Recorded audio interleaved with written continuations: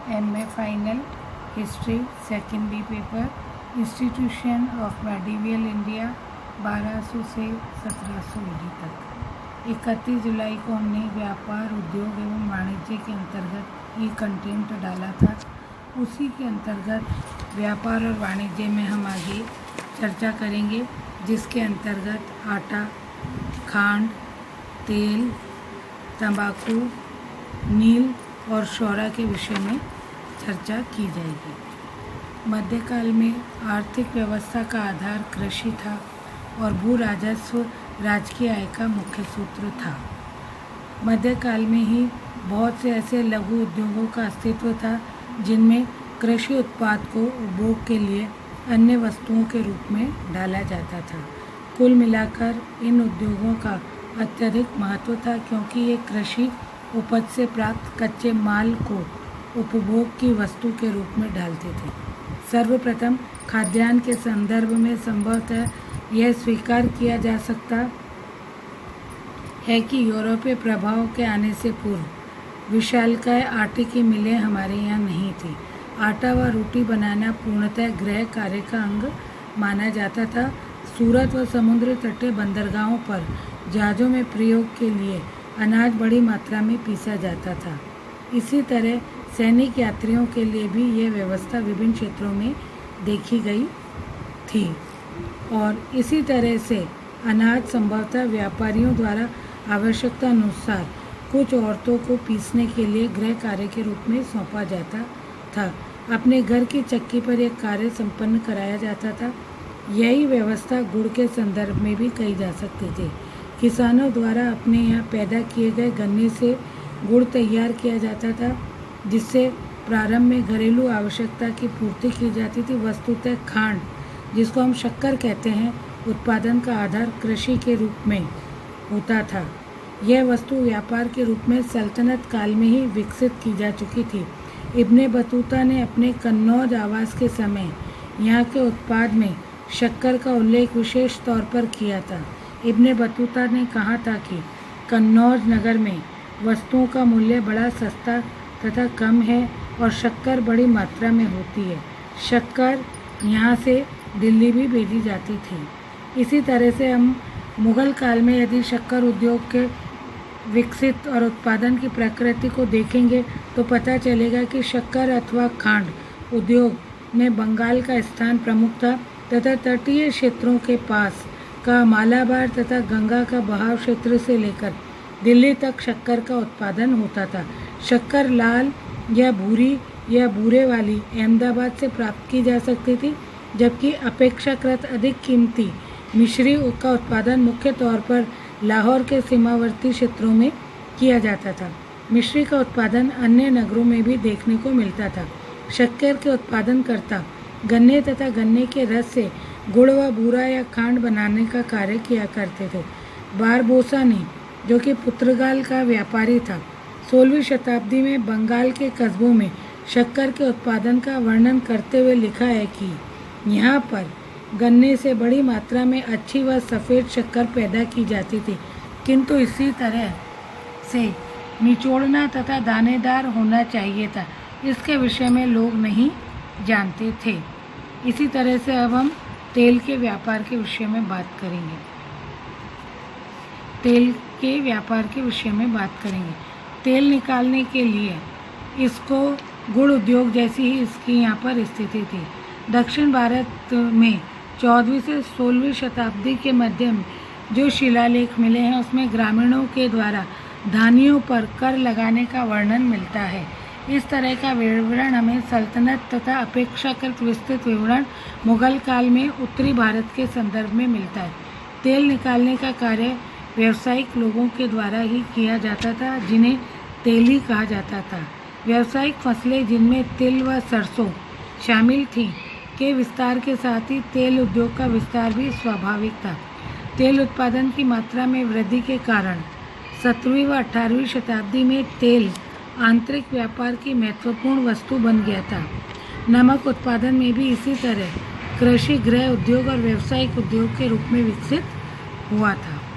इसी तरह से हम देखेंगे कि तंबाकू के उद्योग को किस तरह से प्रचारित या किस तरह से उसको फैलाया गया था। तंबाकू उद्योग 17वीं व 18वीं शताब्दी में तंबाकू उत्पादन महत्वपूर्ण उद्योग के रूप में विकसित हो रहा था। अकबर के शासनकाल तक तंबाकू की पौध के विषय में राजस्व विभाग को ज्ञात नहीं था और इस तरह 16वीं शताब्दी के अंत तक इसके उत्पादन की परिधि नकारात्मक ही थी। जैसा कि हमें मालूम है कि भारत में तंबाकू की पौध पुर्तगालियों द्वारा लाई गई थी तथा सर्वप्रथम 1613 में इसकी पौध गुजरात से प्राप्त की गई थी, किंतु उत्पादन की जानकारी प्राप्त नहीं हुई थी। वस्तुतः कुछ समय के पश्चात ही तंबाकू के उत्पादन में अप्रत्याशित विकास का क्रम जारी हो गया था। इसी तरह से कृषि प्रधान उद्योगों के रूप में नील तथा उसके पौधे का विस्तार महत्वपूर्ण है। 16वीं से 17वीं शताब्दी में वस्त्रों को सफ़ेद करने व रंगने के लिए किसानों द्वारा प्राकृतिक रंगों का उत्पादन महत्वपूर्ण व्यवसाय के रूप में किया जाता था। प्राकृतिक रंगों के उत्पादन में प्रसिद्ध लाल रंग का उत्पादन उल्लेखनीय था, जिसकी सर्वश्रेष्ठ किस्म निजामापट्टम के आसपास से हमको प्राप्त होती थी। इसके प्रयोग से वस्त्रों को गहरा लाल किया जाता था, जिससे कोरामंडल के तटीय वस्त्रों में अद्वितीय सुंदरता निखर कर आती थी। 17वीं शताब्दी के आरंभ में ही नील का उत्पादन स्थानीय मांग तक सीमित न रहकर विदेशी व्यापार का भाग बन गया था। परवर्ती काल में इसमें निरंतर वृद्धि होती चली गई थी। भारतीय उत्पादन में नील पहली वस्तु थी जिसकी मांग यूरोपीय व्यापारियों ने की थी। डच कंपनी के व्यापारियों ने 1601 ईस्वी में सूरत पहुंचने के पश्चात नील को स्थानीय उत्पादनों में सबसे महत्वपूर्ण बताया था। इसी तरह से नील की तरह से ही शोरे का उत्पादन भी किसानों के द्वारा संचालित उद्योगों में से एक था। शोरे का प्रयोग मुख्यतः बारूद बनाने के काम में किया जाता था। इसका उत्पादन गुजरात, बंगाल, बिहार, उत्तर प्रदेश के बहुत से भागों में, आंध्र प्रदेश, मैसूर, आगरा के आसपास के इलाकों में और आदि प्रमुख स्थानों पर होता था। गुजरात में इसका उत्पादन मुस्लिम बोरा किसानों द्वारा किया जाता था। शोरा बनाने की विधि के विषय में पेल्सर्टन ने विस्तार से लिखा है। ऐसा प्रतीत होता है कि भारतीय शोरा की यूरोपीय व्यापारिक कंपनियों द्वारा मांग से पूर्व शोरा की मांग स्थानीय बाजारों में विशेषकर मुगल कारखानों तक ही सीमित थी, किंतु यूरोप में इसकी मांग में वृद्धि होने के साथ साथ 17वीं शताब्दी में इसका उत्पादन की उपयोगिता का महत्व बढ़ने लगा था। धातु व खनिज उद्योग सल्तनतकालीन धातु व अन्य संबंधित उद्योगों के विषय में हमें समसामयिक सूत्रों से अधिक विवरण प्राप्त नहीं होते हैं। मुगल काल में इस विषय पर अधिक प्रभाव नहीं पड़ता है। बहुमूल्य धातु के प्रश्न पर इस मुख्य रूप से सोने के उत्पादन पर नहीं के बराबर विवरण प्राप्त होता है। यूरोपीय यात्रियों द्वारा दक्षिण में सोने के उत्पादन पर चुप्पी इस बात को दर्शाती है कि अकबर के समय मैसूर स्थित सोने की खान में इस समय कार्य बंद कर दिया गया था।